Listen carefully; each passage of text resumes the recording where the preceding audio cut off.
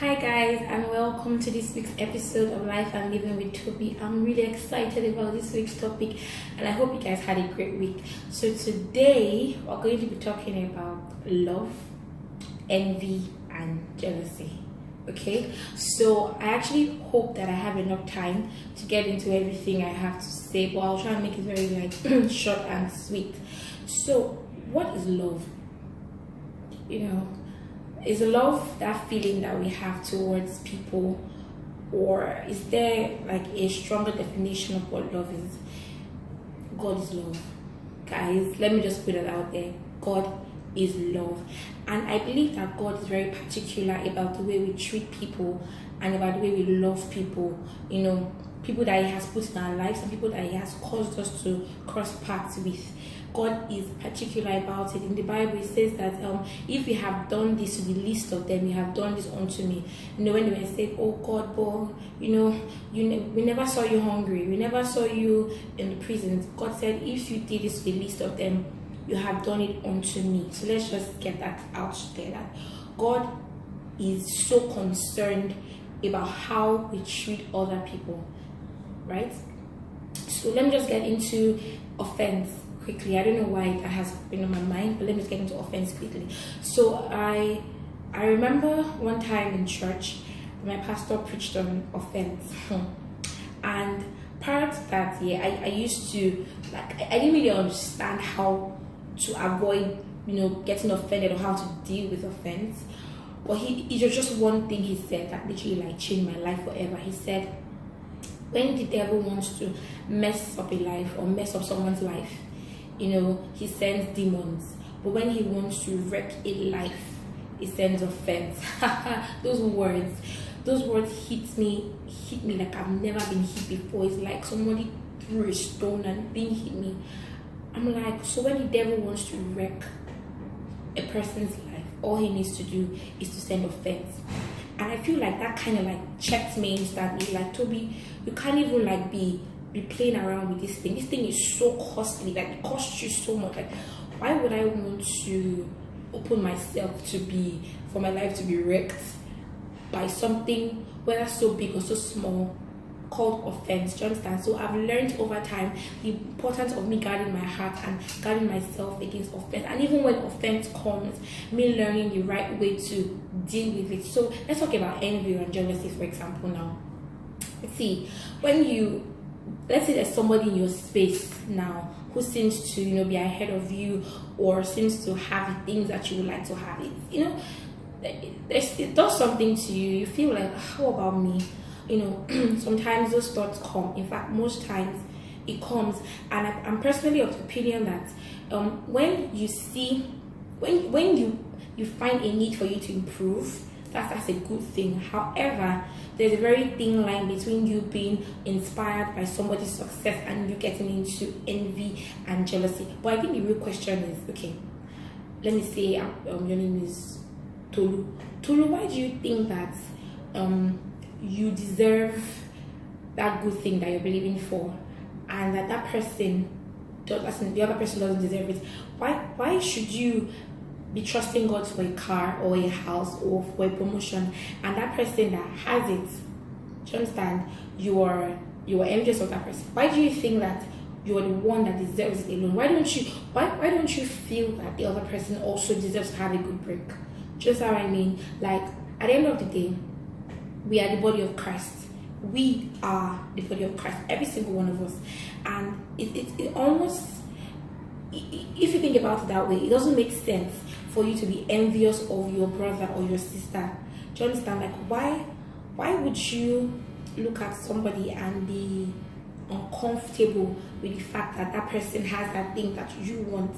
That means, first things first, you are not rooted and grounded in God's love for you. Do you understand? So that means you feel like the God that did it for that person cannot do it for you. And that is totally wrong. You need to know that God is writing a unique story with your own life, and to be able to trust Him that if He could do it for that person, He's more than able to do it for you. Do you understand? Every single person has their own race.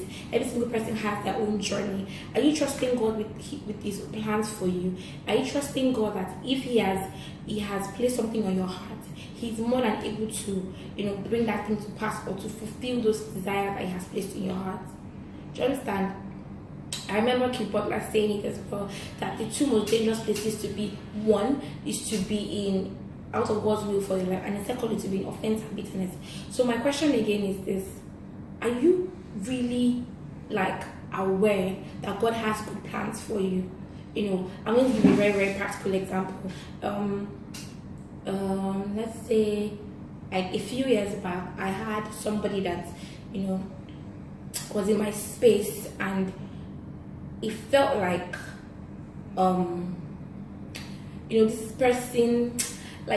this person was like an embodiment of like what I wanted to be or do. It seemed like she had it all figured out. She was also like, in my own eyes, perfect and everything. And these were traits that I saw in her that I actually desired. However, I noticed that I started feeling a certain type of way towards her. And can I just tell you what checked me? Let me just tell you guys what checked me are the things I'm trying to share with you today. One, why can't I be happy that somebody else is getting that thing that I think I want? Why can't I be excited, like genuinely excited that this person is getting a head start? Why can't I comfortably trust that the same God that is able to do that thing for that person is able to do it for me? Do you understand? And I'll tell you what I did. Immediately I observed it, and I think the problem we have as Christians is that we want to deny, we want to pretend like that thing is not happening. See, the first step is own it, own that feeling, own it. I remember that I called a friend and I told her that, see, I'm dealing with this thing, and immediately I caught myself feeling that way. I immediately confessed it. So I told her, see, I'm feeling this way about this person, and I know. So now I know that I'm not supposed to be feeling this way, and I'm ready to deal with this issue. The first step is own it, own that thing. And then I started praying for her, and I prayed for this girl.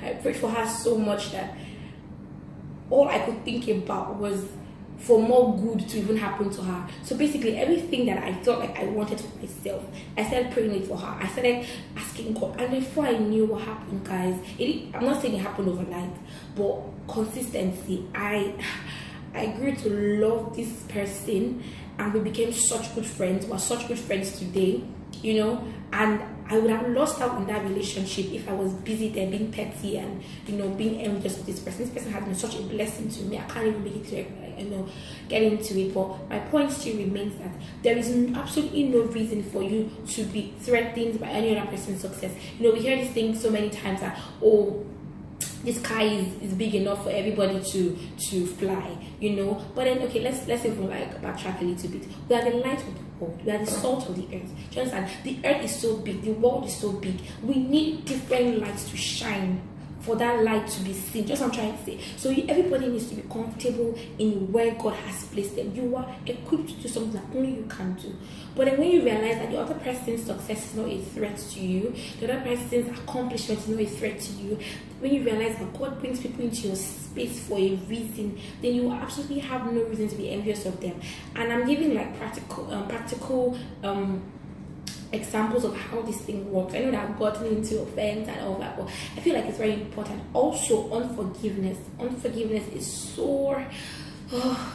It's sore. Could I say costly? It's so costly that it's not even something that we should play around with. Do you understand? It's something that we should absolutely prevent if we can. See, offense will always come. Like I said, offense will always come, but it's our responsibility as mature Christians to learn to deal with these things as soon as they show up. So another practical example. I was I think also let's say 4 years back, I was in a relationship that this person did things that actually hurt me. Do you understand? And I remember when we broke things off, I was happy that the person had gone, but then that thing in our head that we still feel like the real joy, for being honest now, we're being honest, right? The real joy is knowing that one day this person will look back and realize that they lost out. Do you understand? That's almost like the hope that we have. Like, do you understand? Like, when this person will look back and realize that, oh, I shouldn't have, let this girl go.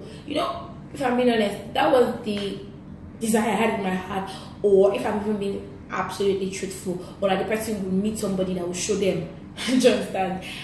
But I remember going to church that Sunday, and in my mind, I didn't think it was wrong.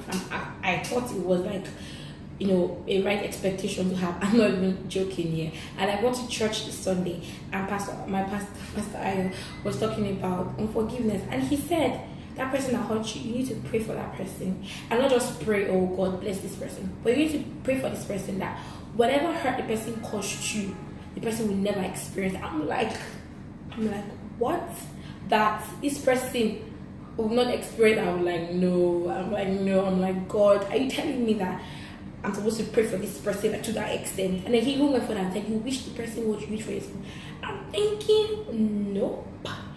My hope has been that he will look back and be like, oh my God, I'm so sorry, I shouldn't have done so bad. Do you understand? Not like I wanted to go back, but then just that joy of like the person feeling like, oh my God, I've lost out. Just how I mean. So it was very very painful, if I'm being honest, for me to hear that I have to pray for this person. I remember I called one of my friends. I called her, I don't want to mention her name, and she was like, are you telling me that your pastor said you should pray for this? But I'm like, not just pray for this person, but actually like rain blessings on this person. And she was like, no. I'm like, yep, that's what he said. And I remember that day I started it in the flesh. Yeah, I just went there. I was just like, Father, I bless you in the name of Jesus. But then the more I got into it, I prayed, I cried. Like I was crying at some point because it was hard on my flesh. But then I saw myself like, I don't know how, it's almost like I got into it. I prayed for this person with all my heart. I blessed him. I blessed his marriage. I blessed his future wife.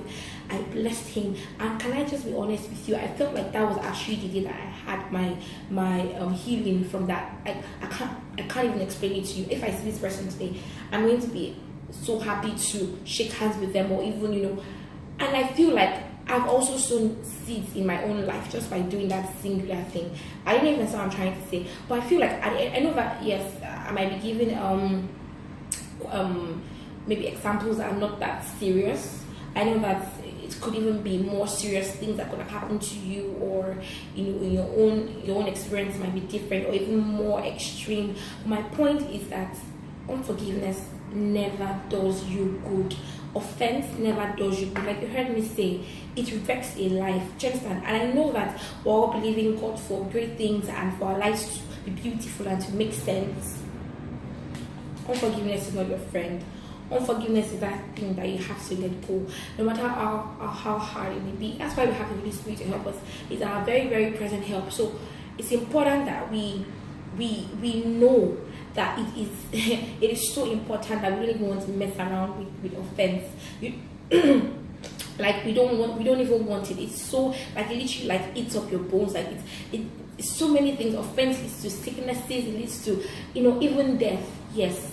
So like I said, there is nothing, and the same way that God God forgives us and loves us even when we hurt him and we do things to him that that he wouldn't like. It's the same way we should love one another and forgive people, and like I said, treat people with love. God is particular about it. So I'm just going to go briefly into 1 Corinthians 13, which basically just tells us what God really means when he says love. And something that I learned just by reading this 1 Corinthians 13, I'm going to go through the Message translation here, is that love is not what many of us think it is.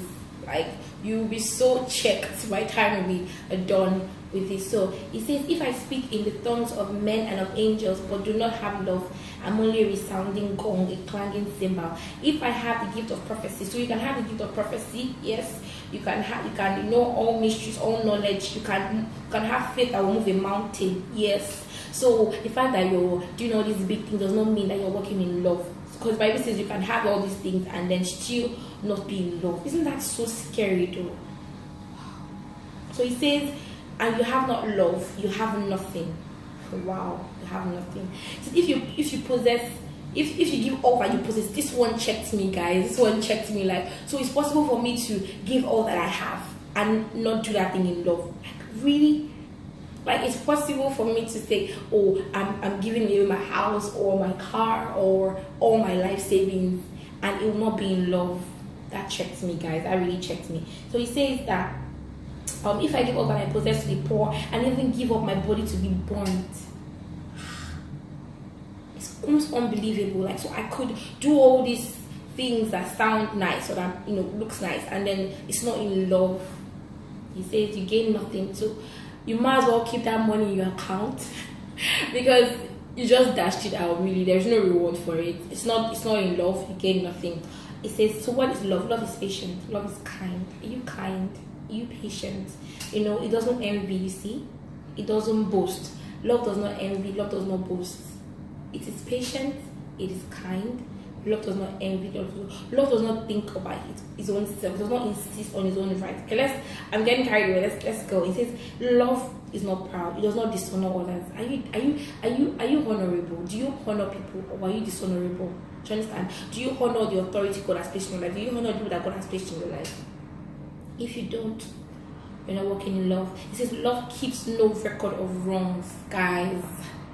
Love keeps no, as I'm talking, I'm getting checked as well. Like, keeps no record of wrongdoing to itself. Do you understand? Like, someone hurts you, the Bible is saying that it's possible for you to let it go. It's possible for you not to keep record. The Bible will not ask us to do something that, you know, is not undoable. It says love keeps no record of wrongs. Love does not delight in evil, but rejoices in good. Love never fails. Love never fails. It says there is, I'm jumping to verse 13. It says that there are three that remain: faith, hope, and love. But the greatest is love, and love never ever fails. So I don't want to, you know, make this video too long, but I really hope that we have been able to realize that, you know, love is something like, so in fact it's a commandment. It's a commandment. I know that we said, oh, we say, oh, we've left the Old Testament, we're in grace and all that. Yes, that's fine, but then we have a commandment that we love one another, that we love. And then I think the summary, like I've said before, is, you know, it costs you nothing to wish other people good. Do you understand? See, the life is already hard enough. Do you understand? For you to even make it harder for someone else. And there's an example that I want to give. I just hope that it's not too detailed. Okay. I worked with somebody. I had a colleague like a while back, and it's like, you know, it seemed like he always got everything, you know. Like, he just came to the company, like a few months later his salary was increased, and I was thinking, I've been here for like, you know, like 2 years, and, you know, before long he you know, he got a driver, like guys, now I'm being real, he got his own driver, and I was thinking, you know, even like all the benefits he got was always better than every other person, and I was wondering, like, come on now, like, and then, you know what's so funny is that I come to the office for this guy, I leave after this guy, like, I just, so in my mind I was really working hard, and it seemed like I was not being properly appreciated or should I say compensated for my work, and then this person just walks in and seems to be getting all the favors here. It's a very like sensitive topic, and I remember that God, so I think there was a particular time that we had like benefits here, and this guy's benefit was higher than every other person's one, and I remember that day I was so upset, and I can't even lie, and I was talking to God about that. God is not fair, and this and that, and then God told me, he said, Toby, would you rather have my blessings? And this is what he said, or are you chasing after what man can give you? That's what he said to me, and I thought, oh, okay, and God actually instructed me that guy is his representative. So if I say, oh God, I love you, and I don't love this guy, I'm just fooling myself. That how will I say I love someone I can't see, when I can't love somebody that he has created in his own image? I'm like, okay, God, it wasn't easy. I'm like, okay, I'm going to try and love this person. And then a few months down the line, I learned that this person had a very terminal illness, like terminal. And I remember when I got that news, I broke down in tears. I was crying. I was like, God, I was busy here being envious and jealous and upset that this person seems to be having all these things. I just got carried away by all these feelings that I had. And I remember that I was just really asking God, God, have mercy on me. And God told me, Toby, you're going to pray for this.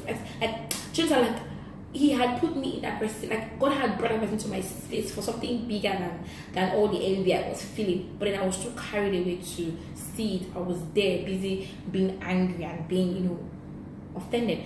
And I remember that day God told me, your responsibility is to pray for this person till this person gets better. And I thank God because it took a while. It was almost like 7 months, and this person came back and it was fine. But then my point is that everything that I felt like was an issue suddenly just like was so unimportant. Do you understand? Like I was thinking, someone's life right here. This is someone that God, this is someone that I was supposed to love, and I was being there. I was there being like petty and envious. So my point again is this, guys. Apart from all these stories that I've said, if you leave here with anything, leave here with this. It does you nothing to win offense. It does you nothing to have bitterness with anybody. It does you no good. It does you no good.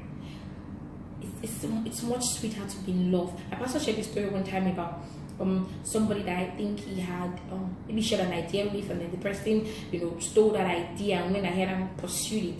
And God told him, I think to take all the money that he had for that thing and bless that person.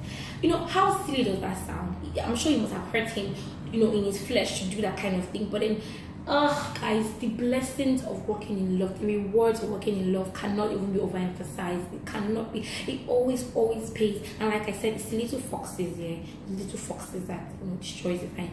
See, offense is so subtle and it's not worth it. It's so subtle, it creeps in so gently. So, like I said, own it. As soon as you own it, ask God to help you. Begin to attack it. Don't let it stay. You feel that kind of towards somebody. Don't pretend it's not there. Kill it. Find it. Like you found the issue. Own it. Ask God to help you and begin to pray for that person. See, there's no you cannot pray for somebody long without loving them. It's impossible. So you find that person, you find that thing, begin to pray for them. And I know that the love of God will share that prayer in our hearts. And I hope you really enjoyed this video. I know that I'm trying to hurry up so that I don't make it so long. But I really hope that I've been able to drive home my point. It pays to love. God is love, and God is so particular about how we treat people. He really is. So until next time, guys, have a very, very, very lovely week. I love you all so much, and thank you. Don't forget to subscribe and like and share this video if it has been a blessing to you. Thank you.